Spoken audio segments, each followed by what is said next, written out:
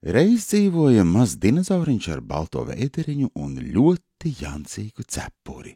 Dinozauriņa vārds bija tikpat jancīgs kā viņa cepure. Viņu sauca Alberts. Ir pienācis 1. septembris un mazajam dinozauriņam ir jāuzsāk skolas gaitas. Diemžēl Alberts nezina ceļu satiksmes noteikumus. Ejot ārā no mājas, Albertu sagaida bruņurupucis Zigmunds.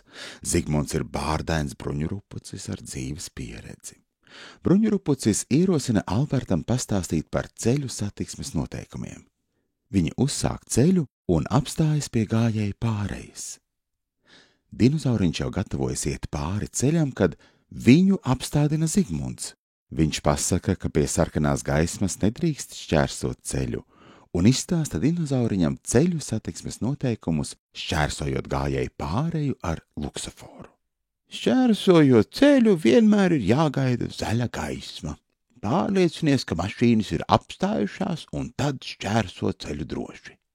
Pirms ceļu šķērsošanas viņiem pievienojas ķengurs Indulis. Indulis ir moderns ķengurs ar leoparda jaciņu un melnām brillēm.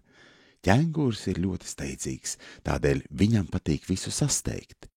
Indulis cenšas iestāstīt dinozauriņam, kā ceļu var droši šķērsot, uzreiz ieslēdzoties zaļajai gaismai.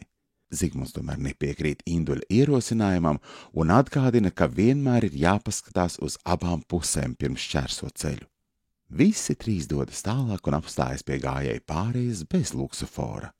Alberts apmūst un nezin, ko darīt šajā situācijā. Indulis pamudina dinozauriņus skriet pāri ielai. Tajā brīdī viņiem pabrauc garām mašīna. Šajā brīdī Zigmunds pamāca Albertam, kā rīkoties šajā situācijā. Viņš pamāca, ka sākumā jāpaskatās uz abām pusēm, un ja brauc mašīnas, tad jāgaida, kad tās apstāsies un būs tevi ieraudzījušas. Visi priecīgi turpina ceļu, kad negaidīt pie viņiem piebrauc saldējuma mašīna. Atveras mašīnas loks un draugi ierauga Lapsu.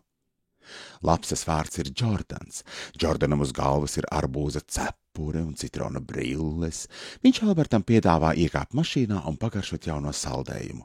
Indulis paņem Albertu aiz rokas un lec mašīnā. Zigmunds aizcer dinozauriņu aiz rokas un bļauj viņiem virsū. Zigmunds sāk stāstīt Albertam, kāpēc nedrīkst kāpt svešu cilvēku mašīnās.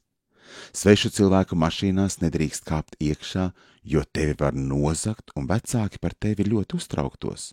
Labi, ka mašīna aizbrauca un viņus lika mierā. Tagad draugi turpināja ceļu līdz skolai gar ceļa malu. Zigmunds sāka mācīt mazajam dinozauriņam ceļu satiksmes noteikumus, ejot gar ceļa malu. Uzsākot ceļu, vienmēr ir jāiet pa kreiso pusi, un mašīnām ir jābrauc tev pretī. Kad paliek tumšs, ir jāvelk atstarotāji, lai automašīnas vadītāji tevi spētu ieraudzīt.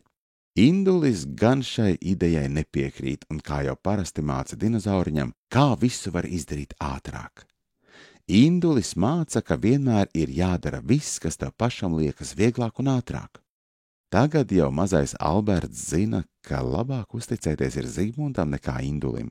Visi draugi beidzot nonāk līdz skolai un jautri atvadās. Tagad Alberts vienmēr zinās, kā nokļūt līdz skolai droši un pareizi.